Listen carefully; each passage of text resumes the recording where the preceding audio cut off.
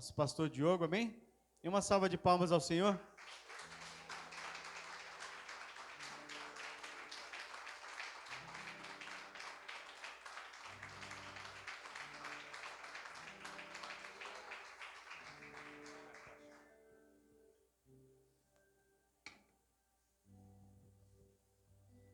Glória a Deus. Boa noite, amada igreja. Shalom para todos. Como está o teu coração nessa noite? Como está a tua esfera de adoração?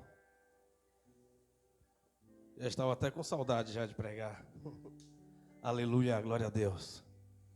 Hoje nós somos incumbidos para uma missão que é... Nós começamos essa série de mensagem. São 3 quartas-feiras nas quais Deus ele irá direcionar a família, a casa dele. É necessário nós podermos entender o nosso papel, a nossa função. E além de nós entendermos o nosso papel, a nossa função, o nosso propósito, precisamos saber quais tipos de armas o Senhor ele tem entregado para nós nesse tempo. Para nós podermos manuseá-las de maneira correta, de maneira certa. Nós temos êxito naquilo que nós estamos fazendo. Ter convicções, ter autoridade. Porque foi liberado uma chave de autoridade sobre a igreja, mas quando você não entende aquilo que você está carregando, aquilo que você está portando, aquilo que Deus ele colocou na sua mão, porque não é sobre apenas Deus pegar e colocar algo na sua mão, mas é sobre você ter um tempo com Ele para Ele poder te ensinar como você vai usar aquilo. É necessário demais. É como eu estou dizendo, quando você não tem um tempo de intimidade, quando você não tem um tempo de secreto, quando você não tem um tempo de mesa com Jesus, de repente dentro de você tem livros, tem músicas, tem uma voz profética para mudar uma nação, para mudar uma família, mas você vai chegar naqueles últimos dias, você vai dizer: Deus, eu não soube o meu propósito. O Senhor nunca me deu um dom. E já pensou Deus virar para você e dizer: apartai-vos de mim, maldito, que eu não vos conheço. O que é conhecer? Conhecer é quando você tem um relacionamento com Ele. Já pensou você ter passado 30 anos sem faltar um culto e Deus falar para você: apartai-vos de mim, maldito, que eu não te conheço. E você falar: eu não faltei um culto. Aí o Senhor falou: mas todos os dias eu te esperei em uma sala de revelação e você nunca teve coragem de entrar. Você nunca quis abrir mão de coisas, de lugares e pessoas para você entender qual é o teu propósito, para você entender as revelações a quais eu tinha para você. E por causa disso, tantas almas se perderam. E por causa disso, tantas famílias se perderam. Porque eu confiei a você exatamente algo específico. A chave específica para entrar naquela casa, para entrar naquela família e fazer o que era necessário para aquele tempo. Então vamos lá. Abra sua Bíblia comigo no livro de Atos. O capítulo é de número 10. Igreja, quando nós somos convidados pelo Senhor a receber o amor dEle, nós começamos um tempo de remissão, começamos um tempo de reconstruir, um tempo de plantio para a eternidade. Porque no céu ainda, quando eu falo céu, eu falo sobre a eternidade. Quando nós vivermos com o Senhor na eternidade ainda, nós teremos funções, porque a Bíblia diz que na eternidade Davi, ele é um pastor, então entenda, teremos funções. E nós precisamos entender que quando eu estou fazendo uma missão do Senhor, eu estou remindo a minha vida. Você vê pessoas que foram salvas, como o ladrão na cruz. Ele foi salvo sim ou não? Sim, porque Jesus disse: hoje mesmo estarás comigo no paraíso. Mas aquele homem não teve tempo de remir a vida dele. Aquele homem não teve tempo de cumprir o propósito dele, porque foi nos últimos minutos de vida que ele encontrou o Senhor. Então nós somos abraçados pela graça do Senhor. Nós somos alcançados pela graça, pela misericórdia, ou seja, temos uma missão. É aquela sensação de você saber que ser como o apóstolo Paulo, alguém que foi embora cedo, mas ainda ele pôde falar a pregação dele final. Combati um bom combate, acabei a carreira e guardei a fé. Sabe, você ter aquela sensação de dever cumprido. E você saber quando aquele grande dia chegar. Como alguns pregadores como D.L. Moody, dentre outros, que nos últimos dias de vida dele, as pessoas fizeram campanha para que ele não morresse. Ele: por favor, parem de orar. Vocês estão atrapalhando de eu me encontrar com o meu Salvador. Vocês estão atrapalhando o meu encontro com Jesus. É convicções. convicções. Atos capítulo 10, o verso é de número 38.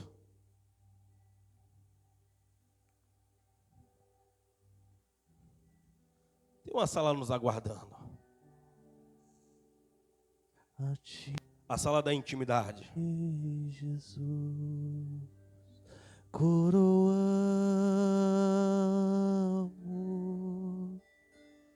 a ti, ó Rei Jesus, adoramos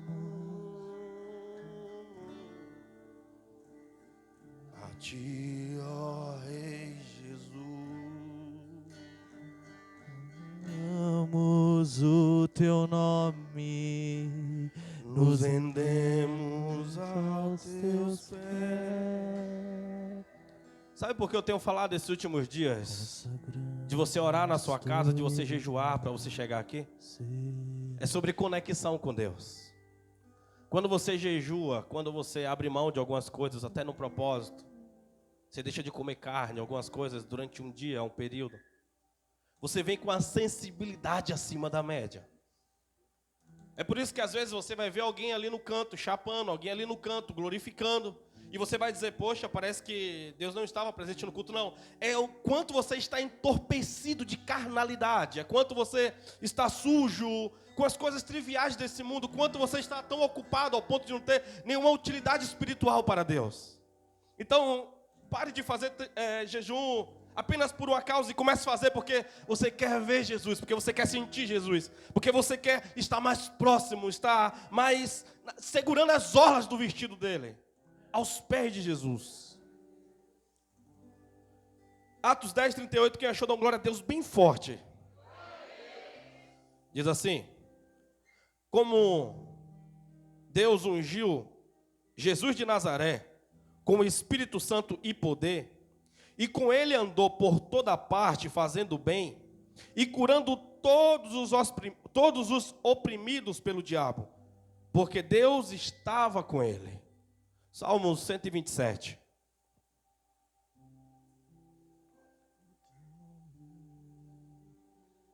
nos rendemos aos teus pés, consagramos todo nosso ser a ti.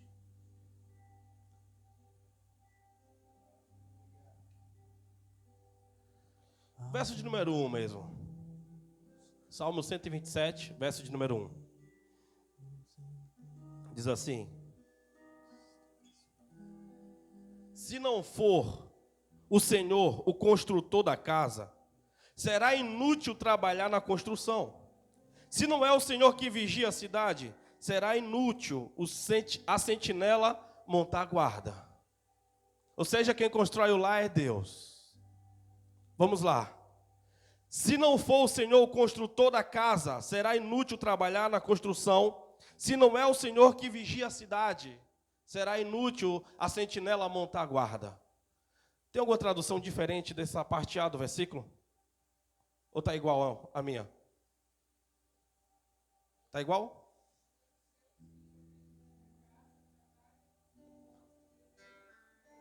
Gosto mais dessa tradução. Se não é o Senhor que edifica a casa, em vão é os que trabalham nela. Eu quero orar com vocês. Segura a Bíblia no teu assento, você que pode, ou no seu colo.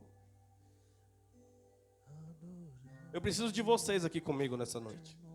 A mensagem será breve, porque é necessário nós entendermos aquilo que está sendo lançado, direcionado a nós.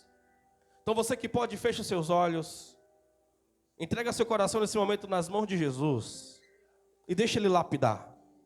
Deixa Ele vir com a marreta dele que esmiuça a penha, deixa Ele vir de forma poderosa sobre você.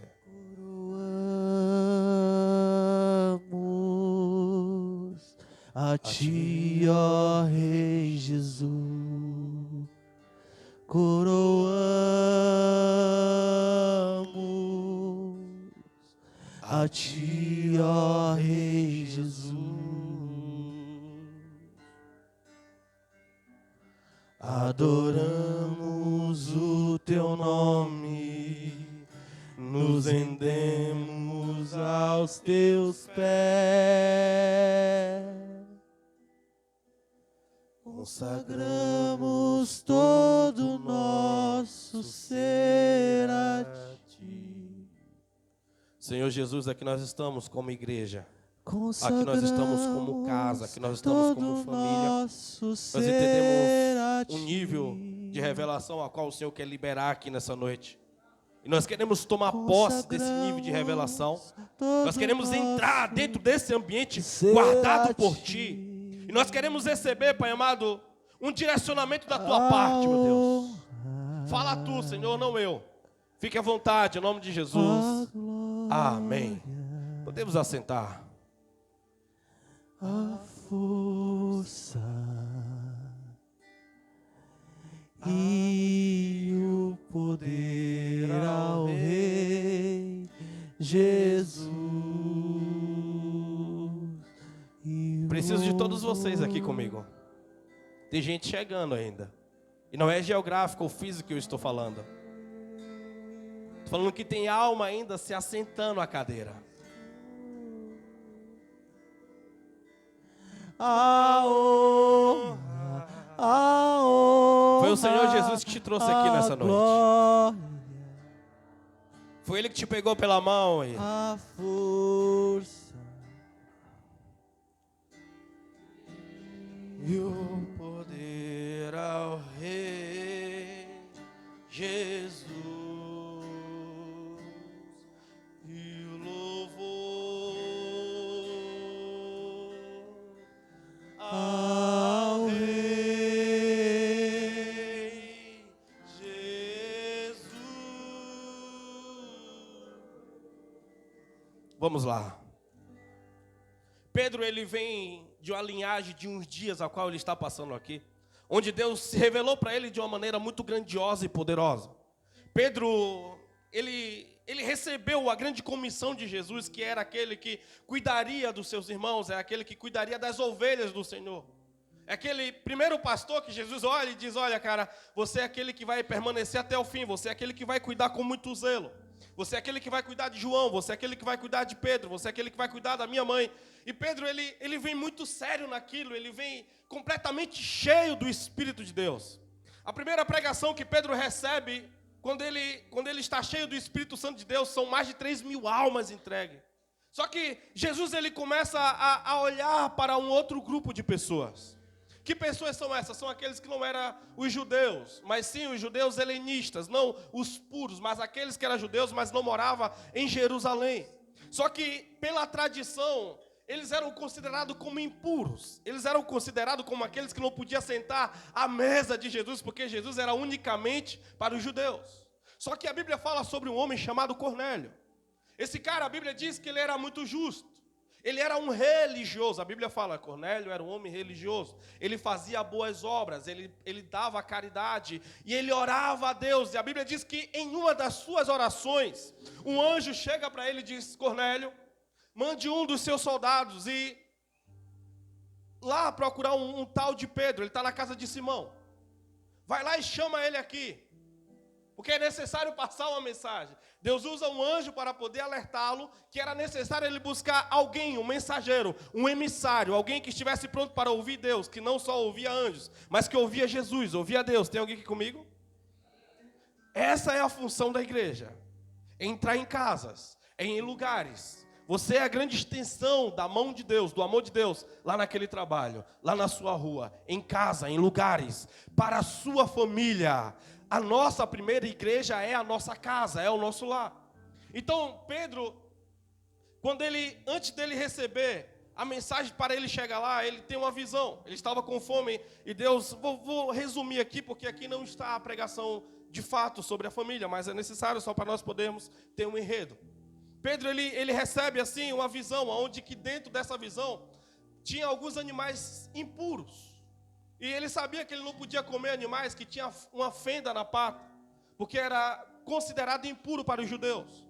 Mas Deus mandou que ele comesse aqueles animais. E ele vai lá e ele repreende Deus. Olha o nível de religiosidade do cara. Só que Deus fala, quem é você para poder dizer que é impuro aquilo que eu purifiquei? Deus estava dando uma mensagem para ele, você vai entrar em um lugar que a sua cultura, a sua tradição, a sua religião diz que é impuro, mas eu os purifiquei. E você será o meu emissário, você será o mensageiro, você será o precursor para o que o meu filho fará naquele lugar. E a Bíblia diz que quando ele, resumindo a história, quando ele chega na casa de Cornélio, ele começa a pregar. E a pregação dele é uma pregação religiosa, é uma pregação de ofensa, porque ele chega dizendo, vocês sabem que judeus não vai na casa de pessoas que não são de Jerusalém, não vai na casa dos helenistas. Imagina, você está ali precisando de uma mensagem de Deus e de repente que você recebe é uma ofensa. Tudo que você recebe é uma palavra dizendo que você é um impuro por causa do lugar que você nasceu, por onde você está morando. Mas algo muito poderoso acontece. A Bíblia diz que no capítulo 10, no verso 38, o Espírito de Deus cai sobre aquelas pessoas. É o único lugar na Bíblia que está dizendo que o Espírito de Deus cai sobre aquelas pessoas. E quando aquele Espírito de Deus cai sobre aquela casa, cai sobre aquela família, começa a haver um quebrantamento, começa a haver um mover, Deus começa a se manifestar, Deus começa a trazer revelação, Deus começa a trazer uma libertação, Deus começa a trazer uma esfera de milagre dentro daquela casa. E ali Pedro, ele diz,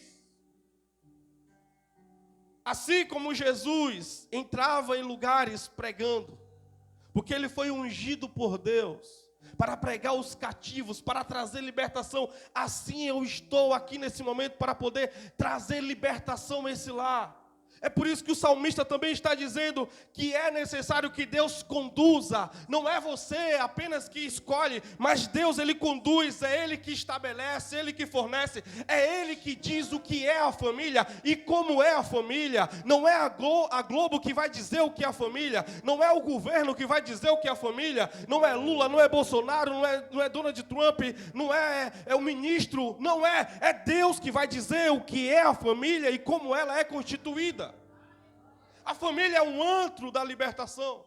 A família é um lugar onde que Deus ele começa a se revelar. Mas se você parar para observar, tem inúmeras famílias na Bíblia que tinham diversos problemas. Você parar para observar lá no começo. Primeira família que Deus constituiu, a família perfeita. Um homem que usava 100% da sua capacidade cerebral, sua mulher também. Um homem completamente sábio, um homem completamente inteligente. Ele tem uma discussão na frente de Deus. Ele come do fruto, ele diz, a mulher que tu me deste foi o problema da minha vida. Você para observar Abraão. Abraão, ele tem um grande problema com Sara. Porque tem um anjo lá dizendo, ei, é o seguinte, você dará luz, você será pai de muitos, Sara dará luz. A Bíblia diz que Sara lá fora, ela dá uma risada. E é uma risada de deboche. Porque estava havendo algum problema entre Abraão e entre Sara. Você vê quem? Moisés. Moisés na frente da tenda. Ele tem uma grande discussão com Zípora. Zípora começa a chamar ele de sanguinário, de um homem que não está amando, de um homem que não está fazendo aquilo que é correto. Você para observar os filhos de Eli. Os filhos de Eli eram alguém que foi criado dentro do templo. Alguém que aprendeu como manusear os instrumentos. Se tornaram jovens completamente irreverentes. Se tornaram jovens que zombavam daquilo que era sagrado. Ao ponto de ter uma guerra e eles morrerem. Você olha um homem como Davi. Quem era Davi? Davi, um homem considerado o homem segundo o coração de Deus. O queridinho de Deus. A família de Davi era um desastre. Foi a filha de Davi sendo violentada pelo seu próprio outro filho. O filho de Davi querendo matá-lo, ele correndo, sendo perseguido pelo próprio filho. Um filho de Davi matando o outro. Então você vê o desespero que é nas famílias. Talvez você olhe assim e fale, poxa, será que eu casei errado? Será que eu fiz errado? Olha, você poderia ter pensado isso até o dia que você casou. Depois que você casou, meu amigo, se você não estiver apanhando, se você não estiver sofrendo uma agressão psicológica, você vai ter que segurar aquele cabra chato. Você vai ter que segurar aquela mulher chata. E aí? Você vai ter que segurar, porque Deus até avisou, Deus usou todos os anjos. Meu filho, minha filha, ele é assim, ele é assado. Mas você estava lá. sentindo uma super poderosa, mas eu suporto, eu amo tanto, ela é a pessoa da minha vida, ela é a minha butterfly, e aí, não, e Deus está dizendo, eu te conheço, seu perturbado, te conheço, sua perturbada, amanhã tu vai estar fazendo oração dizendo que não aguenta mais, mas eu estou te falando hoje. Mesmo assim, às vezes as pessoas pagam para ver. E aí chega aqueles grandes dias que elas precisam buscar na Bíblia uma base para poder dizer que aquilo foi um dia bênção do Senhor. Elas precisam de alguma maneira dizer uma base bíblica para poder separar, dizendo que aquilo que um dia que foi o Senhor, que entre muitos invejosos, entre tantas perseguições, Deus entregou aquele homem, Deus entregou aquela mulher. Mas agora não serve mais. Por quê? Porque ele aperta a pasta lá em cima, eu fico irritada. Porque ele deixa a meia em cima do sofá. Porque ela, sei lá, não sei, os motivos medonhos a quais as pessoas elas chegam em conclusões que não dá mais. Mas vamos lá. E no meio disso tudo você tem que entender, você tem que ver que existe um amor genuíno. Que existe um amor um dia no começo da relação. Que existiu amor um dia no namoro, que existiu um dia uma paixão, e a paixão ela passa. A psicologia diz que a paixão é entre 2 a 4 anos, e depois passa, e tudo que fica é o amor. E o amor é diferente da paixão, porque a paixão ela faz com que você ignore todos os defeitos, mesmo você entendendo que você não suportará um tempo. Vamos lá. Cuidado com as paixões. A Bíblia diz que todo homem que Deus odeia cairá na mão da mulher perversa. É bíblico. Eclesiastes 7, 26. Pode ver. Isso também serve para a mulher que Deus odeia. Um dia cairá na mão do homem perverso. Vamos lá. Já já começa a pregação, mas é necessário, nós temos um enredo. Vamos lá. Só que é nessa hora que você tem que entender que a operação de Deus na família é uma graça dele, é o favor dele. E nós temos que clamar por essa graça dentro das casas, dentro dos lares, dentro das famílias. Nós temos que chamar com todo o nosso coração, Senhor, traz a tua graça dentro desse lado. Deus, Ele pode mudar um quadro. Deus não vai tirar o livre-arbítrio de homem nenhum. Deus não vai tirar o livre-arbítrio de mulher nenhuma. Mas Deus, Ele pode quebrantar um coração. E ainda há aqueles que têm o coração endurecido. Mesmo Deus moendo, mesmo Deus apertando, Ele continua com o coração de Faraó. E talvez você vai morrer com um homem incrédulo dentro da sua casa. Porque ainda é literal o livre-arbítrio, é necessário você entender isso. Deus não vai tirar o livre-arbítrio de ninguém. Talvez você vai passar 50 anos orando para Deus transformar o homem. E no dia que você morrer, ele vai se converter e ele vai casar de novo e ser uma bênção para a próxima. Ninguém disse amém? Glória a Deus. Vamos lá, igreja, vamos voltar aqui. Vamos lá. Aleluia, glória a Deus. Mas essa é a vida, nós precisamos entender que não somos dono de nada. E Deus não criou robôs. Deus não criou alguém que Ele simplesmente vai lá e manipular. Deixa eu ver aqui. A irmã Juris Creude está fazendo uma campanha para que aquele homem se converta. Deixa eu ir lá na configuração dele. Se converta. Porque a minha filha está precisando de você. Não, isso não vai acontecer. Por favor. É necessário você entender isso. Homens ainda continuam sendo homens e mulheres ainda continuam sendo mulheres. Homens continuam pensando da maneira e da forma dele. Pode acontecer um milagre, sim. E esse milagre pode acontecer por quanto tempo? Eu não sei quanto tempo ele suportará Jesus na casa dele. Eu não sei quanto tempo ele suportará Jesus trabalhando na vida dele. Tem homens que mudam por 2 meses, outros mudam por 5 anos. E depois volta a ser o que era pior que antes, e mulher a mesma coisa. E é necessário a gente entender que cada pessoa continuará sendo o que elas são. Pessoas são o que são. Se Jesus não fizer uma obra, se essa pessoa não deixar Jesus fazer a obra de transformação, uma obra genuína, uma obra de verdade, não adianta, igreja, eu quero que você entenda isso.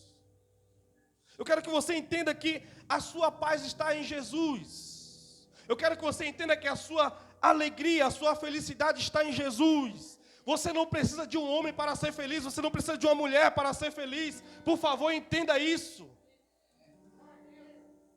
A palavra solteiro significa aquele que está completo. Ou seja, você não consegue alguém para ser sua alma gema. Não. É porque você está completo em Jesus. Você está realizado. E agora você quer outra pessoa porque existe um propósito. Deus não une pessoas, Deus une propósitos.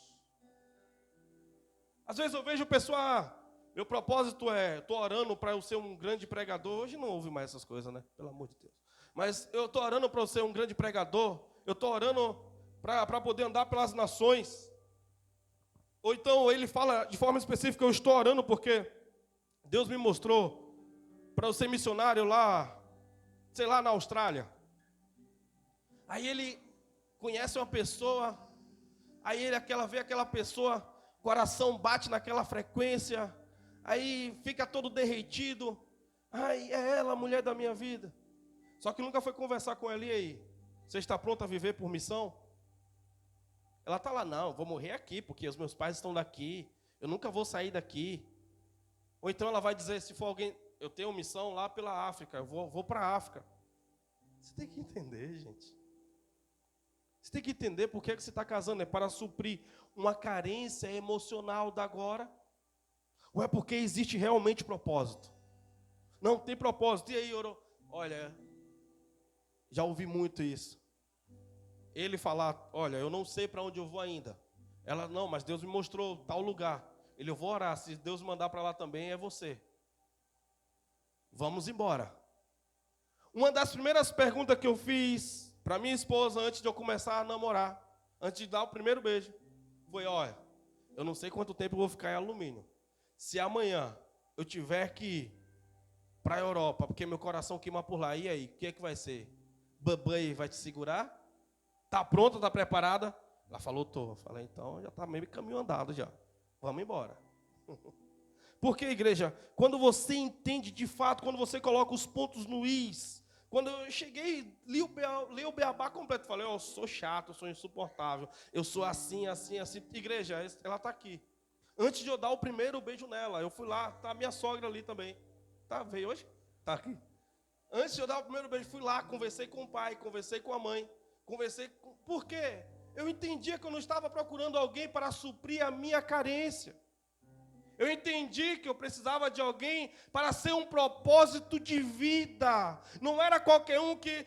Eu não sou uma igreja para converter pessoas para mim. Sabe, eu vou orar por aquele irmão, porque a alma é para Jesus e o corpinho é para mim. Não é sobre isso. Obrigado, Deus abençoe. Ganhei um kit de toalha tão lindo domingo e esqueci lá. Cadê? Glória a Deus, aleluia. Então, não é... Tem nada saindo aqui não pelo nariz não, né? Assim, então, obrigado. Então, gente, é você entender que não é sobre você, é sobre o propósito, é sobre nós carregarmos aquilo de fato que nós somos chamados para carregarmos. É sobre entendermos o nível a qual Deus ele confiou a nós. Alguém algum dia disse que a vida é muito fácil, mas nós complicamos tudo. Tá bom, pastor, mas eu não sabia nada disso e casei, e agora? Agora nós vamos entrar na mensagem. Como posso trazer a libertação para minha família? Como posso ser um instrumento usado por Deus para poder mudar o quadro lá em casa, para poder mudar as coisas que estão presas, as coisas que não conseguem andar? Você para observar, a Bíblia começa com o primeiro milagre de Jesus, foi aonde? Quem lembra, quem sabe? Aonde? No casamento. Jesus ele já chega no lar.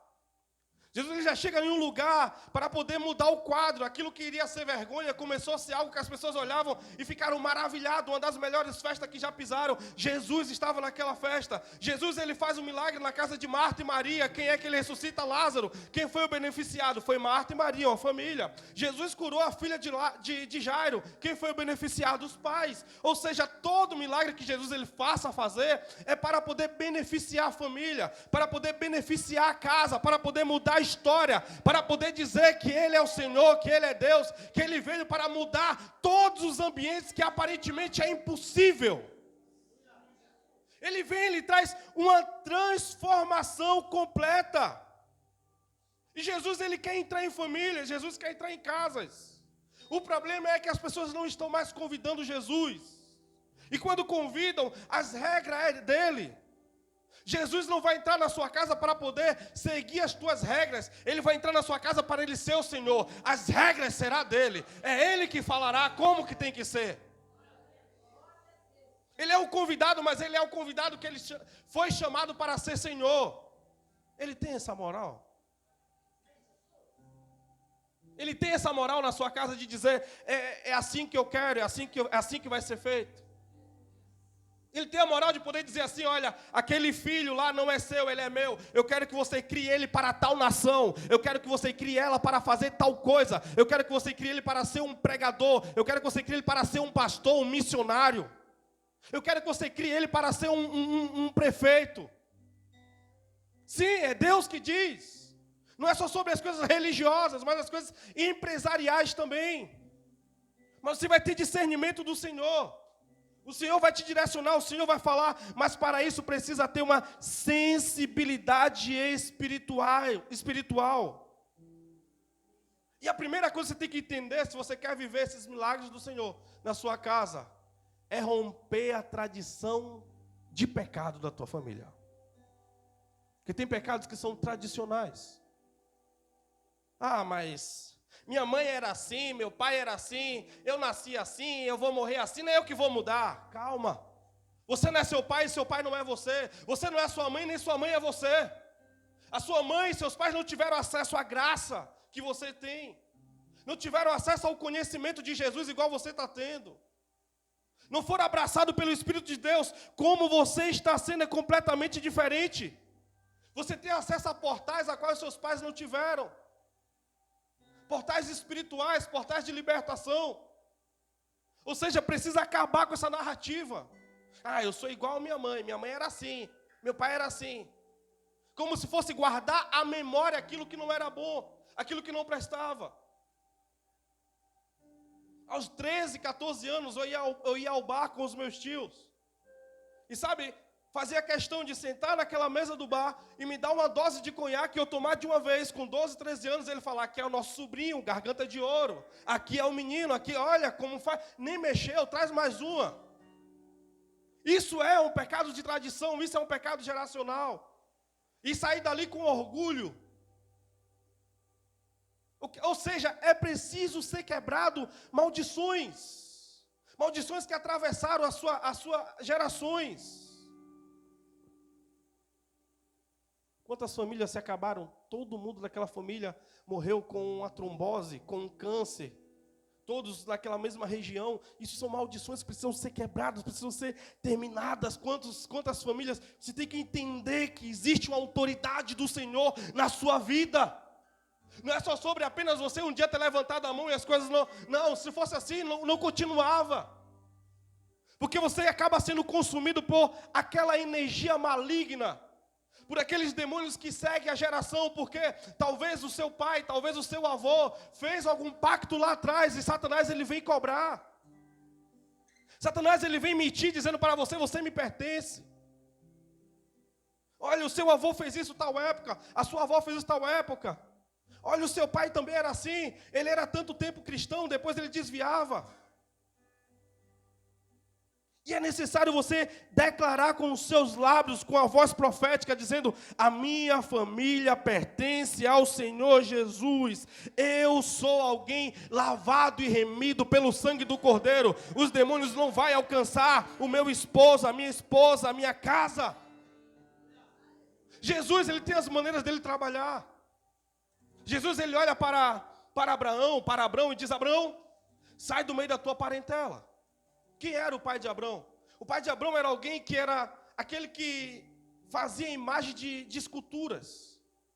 Fazia ídolos para a geração adorar. Deus estava dizendo assim, olha, eu quero que você saia do meio da sua parentela, porque essa cultura geracional aí, porque esse costume aí, eu estou quebrando, estou trazendo uma cultura dos céus para você. Não é você mais que é influenciado pelos seus pais, não é você mais que é influenciado pela sua mãe, agora é você que vai influenciar eles com a minha graça, com o meu espírito, dando testemunho de vida, dizendo quem eu sou. Você não vai precisar usar palavras, eles vão me ver nos seus olhos, eles vão me ver no seu agir. Isso é o que impacta, isso é o que muda a geração, isso é o que transforma de fato. Você consegue entender? E é necessário você saber aquilo que você está carregando. No deserto, aqueles homens eles saem do Egito e aquela geração sai do Egito e começa a reclamar. Começa a murmurar contra o Senhor. Aí Deus aparece para eles e diz, é o seguinte, vocês não vão entrar na terra prometida. Na terra que eu prometi aos seus pais. Quem vai entrar na terra prometida são os seus filhos, a sua descendência. Mas vocês não vão.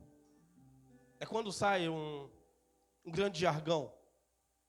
Como pode os pais comer uva verde e os filhos nascerem com os dentes embotados? É tanto que se torna um versículo lá em cima, lá no livro de Jeremias. É Jeremias ou Isaías, se eu não me engano agora. Como assim? Os pais comem a uva verde e é os filhos que nascem com os dentes embotados. Vocês conseguem entender algumas coisas? Não é sobre apenas uma ação que você faz aqui hoje, mas é sobre aquilo que ecoa nas gerações. É sobre aquilo que ecoa na eternidade. É sobre aquilo que você está semeando, é sobre aquilo que você está fazendo. E isso para os judeus era algo marcado na mente deles. Você vê lá em João 9, tem um cego à porta do templo e eles perguntam para Jesus, ei Jesus, quem pecou? Ele ou os pais dele, para que ele nascesse cego? Aí Jesus fala, nem ele, nem os pais deles. Mas tudo isso aconteceu para que o nome do Senhor fosse manifestado na vida dele. Tudo isso é para a honra e glória de Deus. Você consegue entender? Eles carregavam essa cultura no coração deles. Você vê lá no livro de Gênesis, capítulo 31. Quem está lá? Jacó. Jacó, ele está ali na casa de Labão. Ele tinha uma boa intimidade com Labão, com seus cunhados. Só que de repente ele fala, olha, Raquel, Lia, nosso tempo aqui deu. Os seus cunhados não estão mais olhando para mim com aquele mesmo olhar que eles tinham de respeito antigamente. Agora está sendo uma intriga, agora eles me desabilitaram, está lá escrito na Bíblia. E vamos embora, vamos partir, vamos embora daqui. Aí, o que é que Raquel faz? Raquel, ela vai lá e rouba do pai dela uma imagem de escultura. Se eu não me engano, é terafim que chama. Ela leva escondido com ela. Ela leva algo que era cultural, algo que era do pai dela. E a Bíblia diz que Labão, ele tinha saído para poder fazer uma colheita, para poder cuidar da fazenda dele lá. Quando ele volta, que ele não encontra, ele não acha o terafim dele, ele vai atrás de Jacó. Ele diz que ele vai atrás de Jacó para poder matá-lo.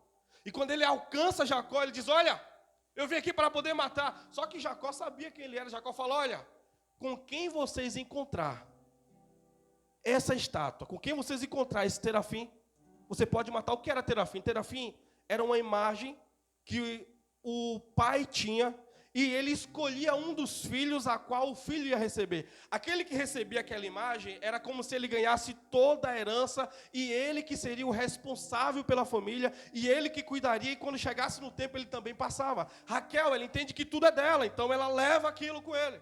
Só que quando Jacó faz esse desafio, ali Labão começa a procurar e arrasta os filhos de Jacó, os filhos de Lia, começa a procurar por tudo e não consegue encontrar. Quando ele está chegando próximo a Raquel, Raquel fala, ei! Raquel coloca a imagem embaixo da sela do animal. Ela fala, eu não irei levantar porque eu estou naqueles dias, era considerado algo impuro. Então Labão respeita aquela situação. Tu é lindo, Jesus, como é que eu estou lembrando dessa história? Vamos lá. Ele respeita aquela situação. E aí o que ele faz? Ele diz, eu estou me retirando. Ele pede até perdão pelo excesso. Só que aí ele vai embora. Quando passa-se um tempo, Raquel, ela está prestes a dar à luz. Só que ali ficou uma maldição, lembra? Com quem ser encontrado, quem tiver, que venha o quê? Que venha a morte. Raquel, quando ela está prestes a dar à luz, ela é uma dor muito grande que ela está sentindo ali. Só que Jacó era um homem temente a Deus. Ele chega em Betel, ele levanta o altar e ele faz uma oração de gratidão a Deus.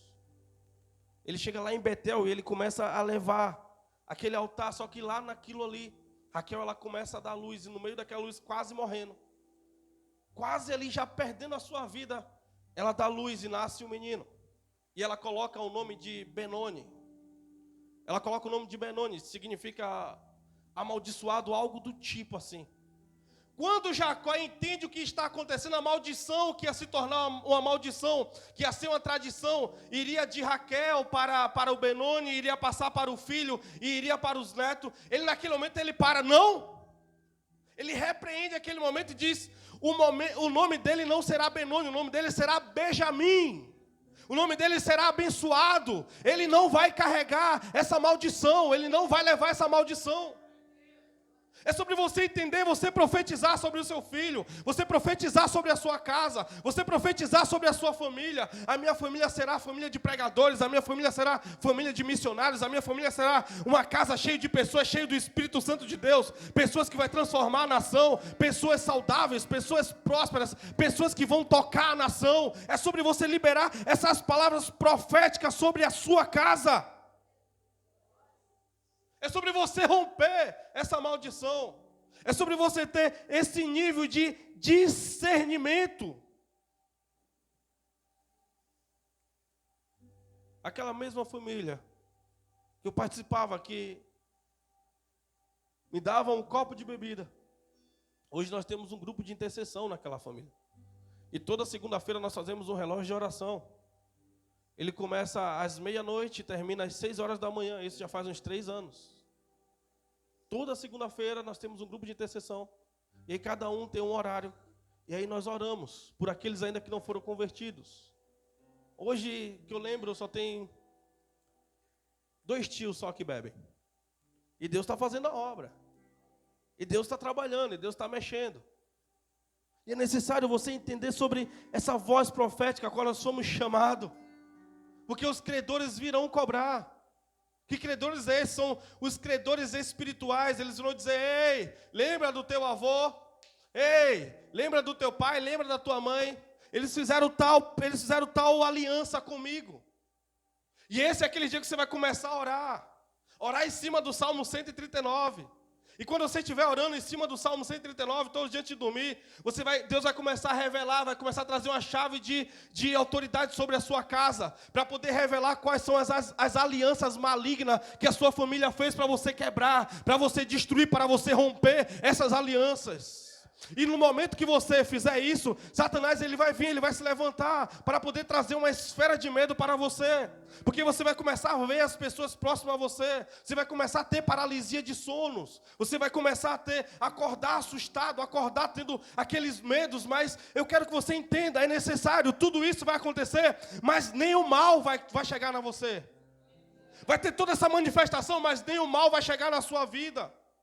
Porque o Senhor estará ali guardando e você vai entender o que é que está acontecendo de fato, mas é necessário quebrar essas alianças malditas.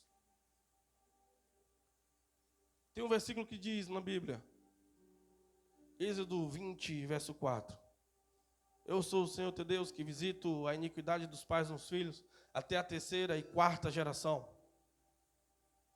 E tem vezes que a gente fica preso ali dizendo, meu Deus do céu, aquilo que os meus pais fizeram, e agora como será? Mas aquele verso continua.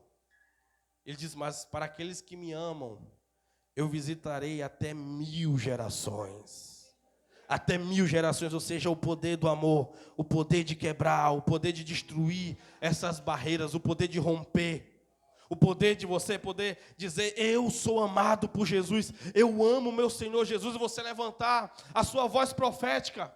Lá, passar pelos quartos, os óleos ungidos, passar pelaquela sala, passar pela cozinha e abençoando cada espaço, cada metro quadrado. Quantas vezes eu tenho que sair lá na rua, lá e unge cada esquina lá. Pega aquele óleo mesmo de comida, não precisa ser o óleo que veio de Jerusalém, do apóstolo, não sei. Não precisa não, óleo é óleo. Pegou ele até óleo de motor, orou e ungiu. Ele se torna uma fonte de bênção. Ora por ele, joga lá, faz algo profético, por favor. Se movimenta, igreja. Se movimenta, nós somos chamados.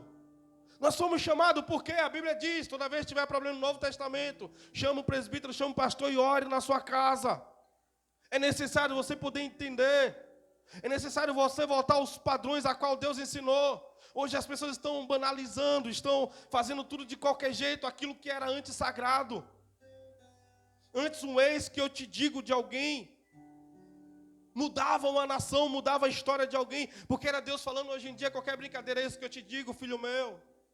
Aquela famosa brincadeira do The King of the Power e não sei o que mais lá. E as pessoas estão só banalizando, e não estão entendendo que o cristianismo, para você, o poder de Deus para você está caindo em descrença, está caindo em descrédito. No momento que você precisa, você vem o quê? Lembra de piadas. No momento que você precisa, você se sente o quê? Desabilitado por Deus e pelos demônios. É necessário, igreja, voltar à essência do amor. É necessário voltar à essência da adoração.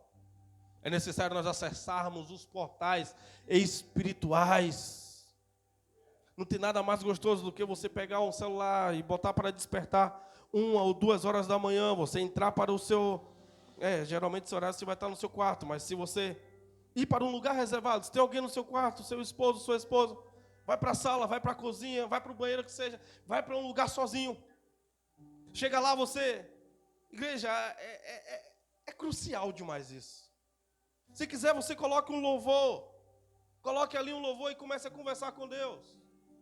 E é incrível como os primeiros minutos, os seus olhos estarão completamente... você com os olhos fechados, como está tudo escuro, como está tudo nebuloso. E você vai começando a orar, você vai começando a ter aquele tempo de intimidade. É como se você estivesse dentro de uma sala branca, porque tudo começa a ficar claro como a neve.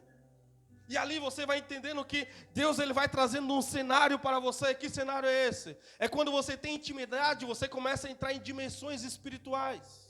E ali vai sendo construído algo. E dependendo da sua intimidade, você vai ver alguém chegando. Você vai ouvir os passos dele. Você vai sentir o perfume dele. E você vai ver quem é esse ser tão poderoso, quem é esse ser que parece que ele traz junto com o calor. E não importa se é o frio de julho, se é o frio de agosto, não importa como esteja o inverno, de repente vem um calor por todo o corpo e é difícil, às vezes, que eu não passo a suar de uma maneira muito frenética. Não importa, porque o calor da presença dele dá para sentir, não é algo apenas religioso. Ser cristão não é apenas você ficar reunido em um lugar chamado igreja, em um templo, em uma garagem chamada igreja. Mas é sobre você ter essa intimidade. É sobre você poder acessar essa intimidade. É por causa disso que as pessoas estão mudando de religião, porque eles estão vindo para um lugar, apenas ver um grupo de pessoas cantando e alguém pregando e não enxerga o poder. Mas o poder de Deus não é para ser dado através de homens, é para ser dado através da intimidade.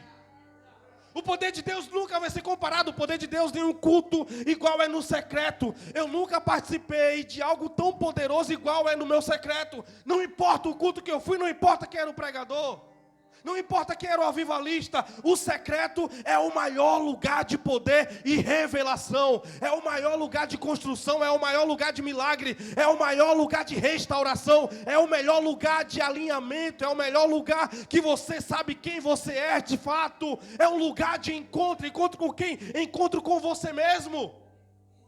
O que precisa ser alinhado, o que precisa ser consertado. Ali Jesus chega, ele te dá poder, te dá autoridade. Ali ele mostra onde está quebrado o elo. Na segunda-feira, estava com uma gripe sinistra já falei, puxa, quando começa assim, 3 dias de ruim. Falei, hoje eu entro na esfera espiritual. Chegou um time, fui para o escritório e preparei o ambiente. Eu falei, hoje vai ser de cura. Quando eu comecei a conversar com o Senhor, quando eu comecei a entrar naquela esfera, sabe o que é? Você vê aquele suador forte mesmo. Eu falei, Senhor, hoje eu preciso no físico. Hoje eu preciso, mesmo que seja limpo. Hoje eu preciso, mesmo que o Senhor pegue. Sabe que é você colocar de fato tudo para... Estou meio fanhoso ainda, mas não tem espirro, não tem tosse. Sabe que é ser limpo e você já sair daquela sala assim, sair daquele quarto, sair daquele escritório já entendendo que você foi visitado pelo Senhor, Ele curou, e Ele arrancou, não importa o que é que tivesse ali dentro do meu corpo, não importa qual era o tamanho da doença, o tamanho do problema, eu entendi a limpeza do Senhor naquele exato momento. Naquele exato momento. Ou seja, ser cristão é nós podemos acessar esse nível de esfera. Ser cristão é nós podemos acessar esse nível de glória, nós podemos fechar os nossos olhos e entendermos que nós estamos desconectados da terra e estamos num plano com Jesus. Nós não estamos mais nesse corpo, estamos em uma esfera espiritual. Se você não viver esse básico, você vai ser só alguém que quer falar bonito aqui na frente, ou quer falar bonito lá no trabalho, ou quer falar... É muito raso. Você vai viver só de experiências que você leu na Bíblia, experiências que você ouviu alguém pregando, experiências que você leu em um livro. Mas Deus, Ele tem uma experiência própria com você. Jesus, Ele tem algo próprio com você. Jesus, Ele tem algo particular com você. E é necessário, Ele não está esperando, olha, não vai ser no meu tempo. Não é no tempo dele. É necessário você entender que o tempo dele já está ativo. Desde o dia que Ele soprou você dentro de um útero apertado, já era o kairós dele. O que está faltando é o quebrantamento de verdade da tua parte. O que está faltando é um derramar de verdade, é arrancar essa aliança maldita que você fez com o seu egoísmo. O problema é o excesso do egoísmo. É você destroná-lo. Isso não é fácil. E dar esse lugar que é devido a Jesus. Jogar assim, esse maldito egoísmo. Enterrá-lo. E dizer, Senhor, faz de mim o que tu quiser. Mas dizer de verdade, eu falo isso. Presta atenção. Quando você fala isso de coração, como é de coração? A partir do momento que você falar, não vai haver um peso na sua palavra com medo da consequência do que ele vai tirar de você. E se vier esse peso, você fala, eu estou disposto a pagar o preço. Sabe aquele mesmo preço que você estava disposto a pagar pelo boy que ferrou tua vida? Pelaquela Gary que ferrou tua vida? Por que não está disposto a pagar esse preço por Jesus? Você estava disposto a virar as costas para tua mãe, para o teu pai, para o cachorro, para todo mundo, porque você queria aquela pessoa na tua frente. Você queria viver o resto da sua vida com essa pessoa. Talvez você esteja com essa pessoa até hoje. Por que não fazer isso para o autor e consumador da nossa vida? Por que não fazer isso por ele? Por que não confiar nele? Como assim um homem, uma mulher cheio de falhas e defeitos é mais confiável que um ser perfeito que deu a vida dele por você? E eu pensava que tinha uns 20 minutos de pregação, mas já tem 50 minutos. Vamos orar. Você que pode, se coloque de pé. Bendito tudo. Você vai orar pela sua casa de forma profética. Você vai levantar as suas mãos, você vai levantar um clamor.